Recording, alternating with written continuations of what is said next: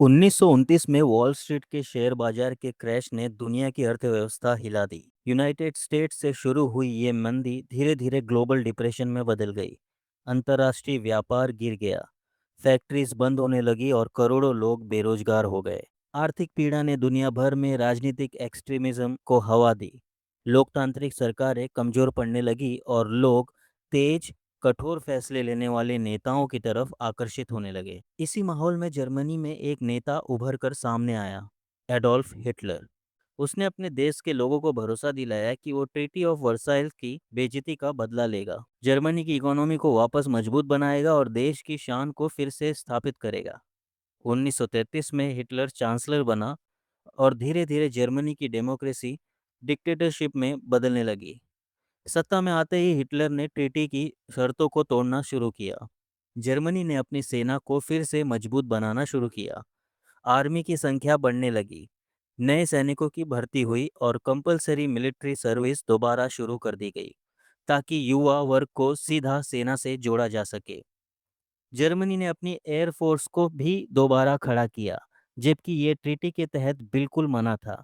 इसके साथ ही देश की हथियार फैक्ट्रीज को पूरी कैपेसिटी के साथ चला दिया, जहां टैंक्स, एयरक्राफ्ट, आर्टिलरी तेजी से बनने लगे। कुछ ही सालों में जर्मनी फिर से एग्रेसिव और एक पावरफुल मिलिट्री बन गया। यूरोप की बड़ी ताकतें, खासकर यूनाइटेड किंगडम और फ्रांस, एक और युद्ध से बचना चाहते थे। इसलिए उन्होंने सीधे टकराव की जगह समझौता करने का रास्ता चुना। हिटलर को रोकने के बजाय उसे छोटी छोटी छूटें दी गई। इसी नीति को बाद में अपीजमेंट कहा गया। उम्मीद थी कि हिटलर की मांगें पूरी करने से शायद शांति बनी रहे, लेकिन इसका असर उल्टा हुआ। 1936 में जर्मनी ने राइनलैंड में अपनी सेना भेज दी। 1938 में उसने ऑस्ट्रिया को अपने साथ मिला लिया, जिसे आंसलूस कहा गया। इसी साल उसने सटरलैंड पर कब्जा जमा लिया। यूरोप विरोध करता रहा, लेकिन सीधी मिलिट्री एक्शन लेने से बचता रहा। हिटलर को समझ आ गया कि उसके एक्सपेंशन को रोकने वाला कोई नहीं है। आखिरकार 1 सितंबर 1939 को जर्मनी ने पोलैंड पर हमला कर दिया। इस बार बात हद से ज़्यादा बढ़ चुकी थी। 2 दिन बाद ब्रिटेन और फ्रांस ने जर्मनी के खिलाफ युद्ध घोषित कर दिया। सिर्फ 2 दशक पहले समाप्त हुआ एक विश्व युद्ध अब फिर से शुरू हो चुका था। वर्ल्ड वॉर टू किसी एक दिन का फैसला नहीं था। ये 20 साल तक पनपती रही आर्थिक तकलीफ, राजनीतिक गलतियां और बेइज्जती की भावना और कमजोर शांति व्यवस्था का परिणाम था। पहला विश्व युद्ध बैटलफील्ड पर खत्म हुआ था, लेकिन उसकी कहानी गलत नीतियों की वजह से राजनीतिक मंचों पर जिंदा रही और फिर दुनिया को दोबारा जंग में धकेल दिया। 1 सितंबर 1939 की सुबह यूरोप ने एक और भयानक खबर सुनी। जर्मनी की सेना ने अचानक पोलैंड की सीमा पर हमला बोल दिया। टैंक्स, मोटराइज्ड इन्फेंट्री और फाइटर एयरक्राफ्ट के साथ एक नई तरह की तेजी से लड़ने वाली स्ट्रेटेजी इस्तेमाल की गई, जिसे ब्लिट्जक्रिग कहा गया, यानी लाइटनिंग वॉर। इसका मकसद था दुश्मन को संभलने का मौका ही ना दिया जाए। पोलैंड कुछ ही हफ्तों में टूट गया, लेकिन इस बार यूरोप चुप नहीं रहा। 3 सितंबर 1939 को यूनाइटेड किंगडम और फ्रांस ने जर्मनी के खिलाफ युद्ध घोषित कर दिया। इसी के साथ वर्ल्ड वॉर टू ऑफिशियली शुरू हो गया। जैसे पहले वर्ल्ड वॉर में हुआ था, इस बार भी देश दो बड़े कैंप्स में बंट गए। एक तरफ थे एलाइड पावर्स, जिसमें शामिल थे यूनाइटेड किंगडम, फ्रांस और बाद में सोवियत यूनियन, यूनाइटेड स्टेट्स और चाइना। दूसरी तरफ थे एक्सिस पावर्स, जर्मनी, इटली और जापान। ये सिर्फ यूरोपियन वॉर नहीं था, ये सच में एक ग्लोबल कॉन्फ्लिक्ट बन चुका था। 1939 से 1941 के बीच जर्मनी ने एक के बाद एक कई देशों पर कब्जा कर लिया। डेनमार्क, नॉर्वे, नेदरलैंड, बेल्जियम और फिर फ्रांस, सब तेजी से गिरते गए। फ्रांस जैसा पावरफुल देश सिर्फ कुछ हफ्तों में हार गया। पेरिस पर नाजी झंडा लहराने लगा।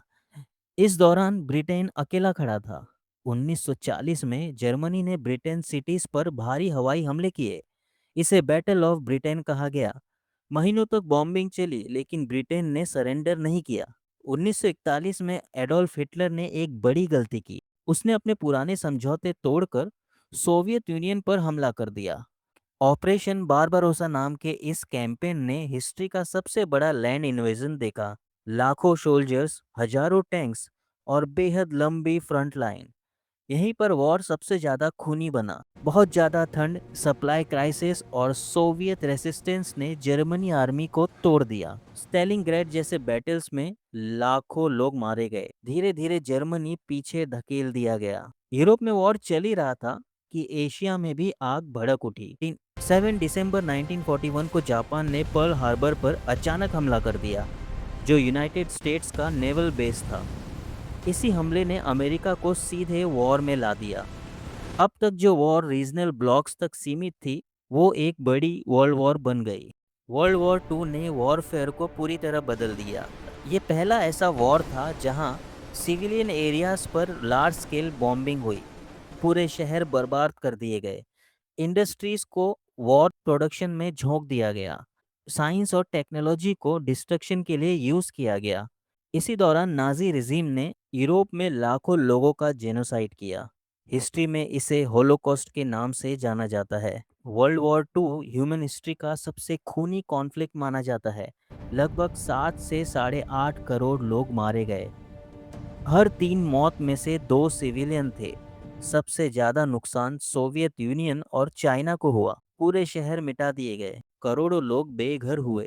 1944 में एलाइड फोर्सेस ने वेस्टर्न यूरोप वापस लेना शुरू किया। जर्मनी दो तरफ से घिर गया। अप्रैल 1945 में हिटलर ने सुसाइड कर लिया। मई 1945 में जर्मनी ने सरेंडर कर दिया। लेकिन एशिया में वॉर जारी रहा। अगस्त 1945 में यूनाइटेड स्टेट्स ने दुनिया के पहले एटॉमिक बॉम्ब्स गिराए, हिरोशिमा और नागासाकी पर। कुछ सेकंड्स में पूरे शहर तबाह हो गए।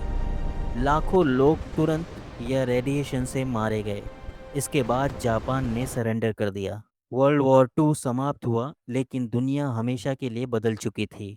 इस वॉर के बाद यूरोप की ग्लोबल डोमिनेंस कम हो गई। अमेरिका और सोवियत यूनियन सुपर पावर बन गए। कोल्ड वॉर शुरू हुआ। न्यूक्लियर रियलिटी बना। इंटरनेशनल पीस के लिए यूनाइटेड नेशंस बना।